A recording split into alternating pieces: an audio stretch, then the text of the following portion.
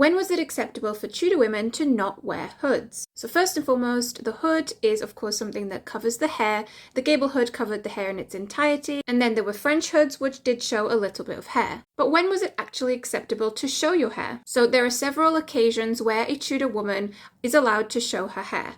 Firstly, let's just point out that common people were not supposed to wear hoods. The common Tudor woman was not allowed to wear certain types of hoods. This was due to sumptuary laws which were designed to enforce social hierarchy. So it was really only the nobles and the royals who wore hoods. Now, noble women were supposed to cover their hair. Their hair was a precious thing which only the husbands should be allowed to see. There were of course occasions where they could show their hair, of course in the bedchamber once they were married, but it was tradition to wear your hair down and loose when you were getting married. So for your wedding, you would have your hair uncovered and flowing freely. This was to symbolize your virtue, your virginity.